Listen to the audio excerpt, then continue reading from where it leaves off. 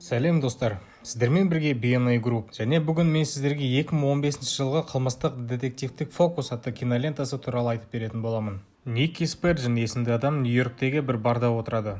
Онда ол еркектесіп жатқан әдемі жас қыз Джессті көреді. Қыз одан қашып құтылу үшін Никкидің үстеліне барып отырып алады. Бірнеше стаканнан кейін Джесс Никкиді сындырып қонақ үй бөлмесіне көтереді. Көтерілгеннен кейін олар сүйісіп шешіне бастайды. Содан кейін бөлмеге мылтық ұстаған адам кіріп, икті атып тастаймын деп қорқытып жатқанда Джесс бұл оның күйеуі екенін айтады. Никки оған күліп қарап қатерлі ісікке шалдыққанын және қазір немесе ертең қашан өлетінін маңызды емес екенін айтады. Ал Джесс оның бәрін түсінгенін болжайды. Никкидің айтуынша бұл әрекеттері өтірік болғаны көрініп тұр және олар мұны қалай дұрыс жасау керектігін түсіндіреді.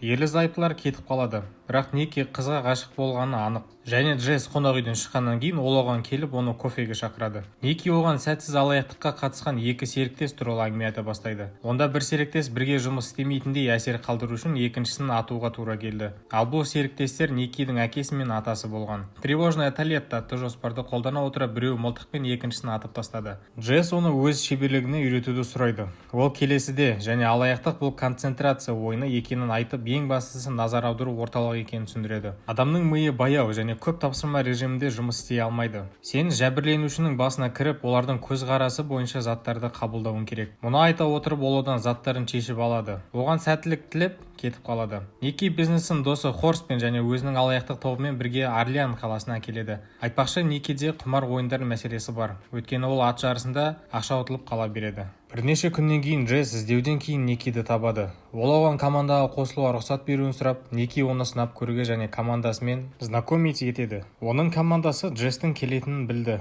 Келесіде суперкубок апталығы келеді және қала адамдарға толы. Джесс командаға жаттығуға қосылады. Олар оны көшедегі адамдардан сағаттар, амьяндар мен зергерлік бұйымдарды ұрлауға апарады.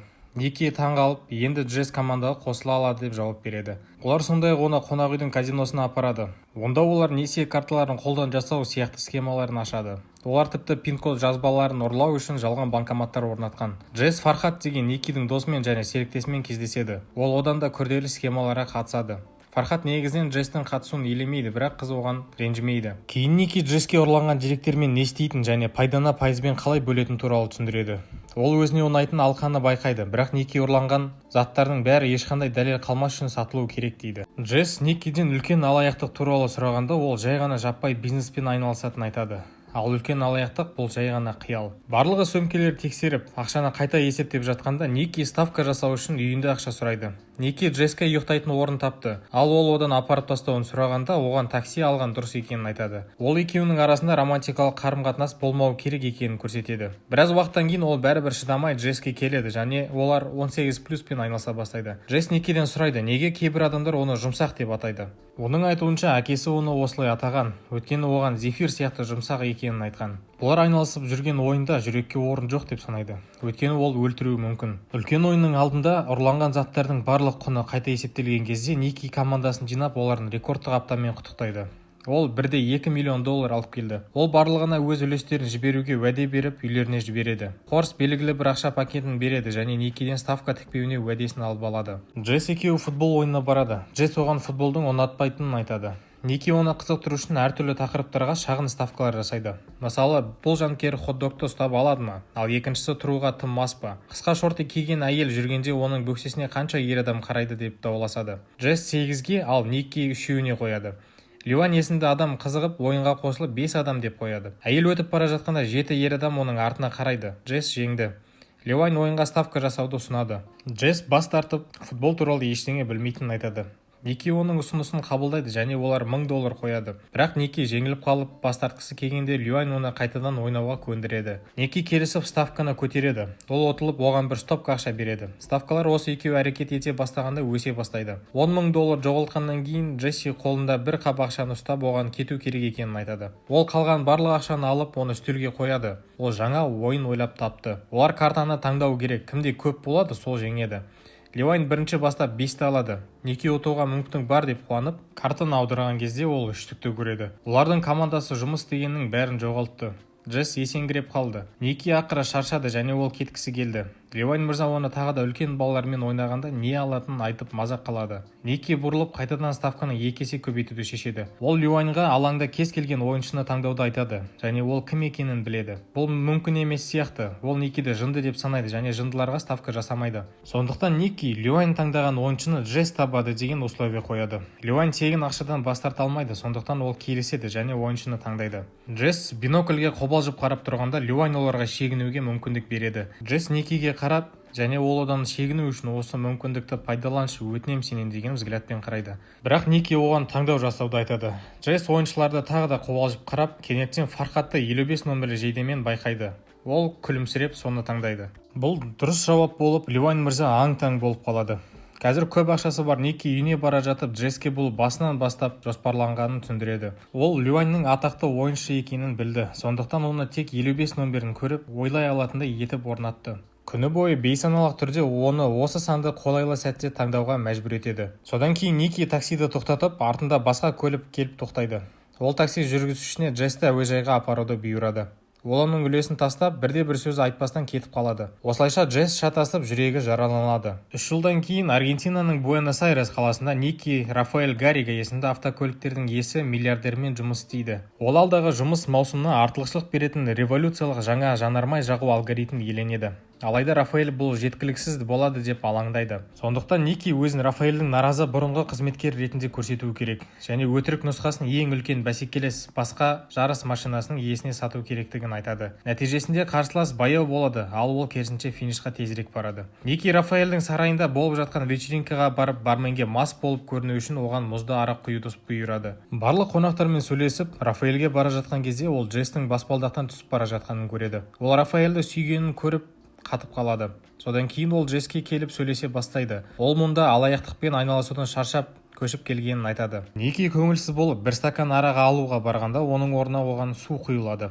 Алкогольді қалап, алма ликермен мас бола бастайды. Ники ашуланған қызметкердің рөлін ойнайды және Рафаэльді көргенде ол Джессті одан алыстатқанына ашуланып, оны тікелей бетіне ұрады. Оуэнс оны сыртқа шығарып тастағаннан кейін Макювеннің күзетшісі келіп келесі күні түскі асқа шақыру береді. Ники Макювенмен бірге түскі ас ішкенде ол онымен сөйлесуге әрең көңіл бөледі. Ол ашуланып Рафаэльмен флирт жасайтын Джесске қарайды. Жанармай жағу алгоритмі нақты екенін дәлелдейтін болса, олар кейінірек бұл әңгімеге қайта оралуды шешеді. Кейін ол Джесске жақындайды. Ол Рафаэльден алыс болды және оған сенбеуге кеңес береді. Ол оны 3 жыл бұрын лақтырып кеткеннен кейін неге Никиге сену керек деп сұрайды. Кетіп бара жатып, ол оған ұрлық шеберлігімен бәрі жақсы екенін меңзеп, қалтасынан шығарып алған әмиянын лақтырады. Жалған алгоритмді қолданып, Ники Макювенмен 3 миллион евроға келісім жасайды.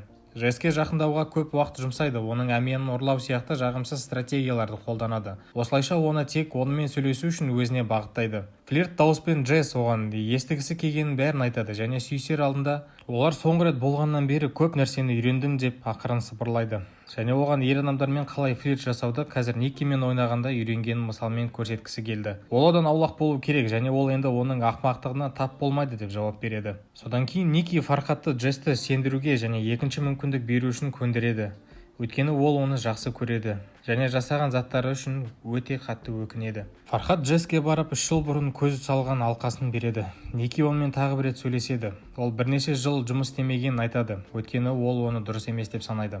Ол тіпті әкесінің көмегіне жүгінді. Бірақ менен саған не керек деп сұрады. Ники оның басқадан болғанын айтады және оған сену қиын екенін түсінеді, өйткені ол алаяқ. Джесс кетіп қалады. Ники өзінің қонақ үй бөлмесіне қайтып барғанда ол Джесстің есіктің жанында отырғанын көреді. Олар бөлмеге кіріп 18+пен айналыса бастайды. Келесі күні таңертең ол оған бүгін кешке кететінін және Джесс онымен бірге болғанын қалайтынын айтады. Осыдан кейін Оуэнс Никиге келеді. Ники оны үйге кіргізгісі келмейді, бірақ ол соған қарамастан кіреді. Ал Джесс оның көзінен аулақ болуға тырысады. Оуэнс өзінің жас ұрпаққа деген сезіміне шағымданады және Никиді жұмыс ілгерілеуінің жоқтығына шағымданады. Ол пәтерді аралап біреуді іздеп жүрген сияқты. Джесс балконға қашып кетеді. Онда ол Оуэнстен қашып үлгереді. Ақыр соңында Ники Рафаэльдің өтірік алгоритмі емес, оригиналын сол бағамен Макювенға және барлық басқа командаларға сатып жібереді. Ол оларға сәттілік тілейді. Оның қолма-қол ақшасы шамамен 27 миллион евроны құрайды. Никиге оның өтірігі ашылып қалғаны туралы SMS алады. Ал Джесті тастап кетуге батылы бармайды. Уақыты бітіп, ол сөмкелерін алып есігін ашқанда Джесті көреді. Макюваның күзетшілерінің бірі дүкеннен ерекше заттарды сатып алып кассирді таңғалдырады. Жылдам түскі астан кейін күзетші сағатқа қарап, мойнын байлап қорғаныс құралдарын киіп газды басады. Нәтижесінде Ники мен Джестің көліктеріне соғылады. Содан кейін Ники дорлап Рафаэльдің қоймаларының біріне жеткізеді. Бұл күзетші Макюваның компаниясына Никиді аңду үшін тыңшы болған. Рафаэль нақты алгоритмді Макюванға 3 миллион евроға сатып жібергенін біледі. Ал сөмкедегі 27 миллион евроны көріп, барлық компанияға сатқанын біліп қояды. Рафаэль нақты алгоритмді қалай алғанын білгісі келеді. Ол Джестің мұрнын Ники сөйлей бастағанша қыса бастайды. Ники ақыры Джесті қолданған және оның алқасына жучок кигізіп қойғанын мойындайды. Сондықтан ол Рафаэльдің қонақ үй бөлмесінде оралғанда, сол жучок оның компьютерлік парольдерін ұрлап алды. Джесс жылай бастайды. Рафаэль күледі. Өйткені ол оның өтірік екенін біледі және оның аузына скотчты алып тастайды. Ол Рафаэльдің өзінің жігіті емес екенін мойындайды. Ол жай ғана оның құны $200 мың тұратын сағатын алғысы келді. Ол онымен ешқашан ұйықтамады, тіпті оның бөлмесінде де болған жоқ. Дегенмен Рафаэль онымен бірге төсекте жатуға тырысты. Джесс мұның бәрін Никиден қызғанышын ояту үшін және кек алу үшін жасады. Ники ақыры шындықты айтуға келіседі және ол оны айтқысы келген бойда оны Оуэнс атып тастайды. Одан Рафаэль қорқып кетіп қалады. Ники қансырап жатқан сияқты, ал Джесс жылап оны жақсы көретінін айтады. Ники өлетін сияқты. Бірақ кенеттен Оуэнс үлкен артерияларын болдырмау үшін қауіпсіз жерге оқ атқанын айтады. Ол тек өкпесін тесіп тастады. Оуэнс өкпесінен қан сорып алып, оны өмірге қайта қайтарады. Содан кейін Оуэнс Никиді жұмсақ деп атайды. Джесс оның әкесі екенін түсінеді. Таңғаларлық, бірақ осы уақыт ішінде олар тревожная Толедо атты финтті орындады. Оуэнс нақты алгоритм формасын білген екен. Ники мен Джестің жақын маңдағы ауруханаға апарып, олар бұл істе 3 жыл жүргендерін айтады. Жылдар бойы олар бұл істе жұмыс істеді және олар бұл қызды таңдады. Сәл болмағанда бәрі сәтсіздікке ұшырай жаздады. Сондықтан Ники махаббатты таңдайды, ал ол барлық ақшаны алып кетеді. Ал Джесс Никиді аурухананың сыртына шығуға көмектеседі. Осымен кино бітті. Егер сіздер осындай бейнелерді көбірек көргіңіз келсе, арнаға жазылып, лайк қалдыруды ұмытпаңыз. Көріскенше.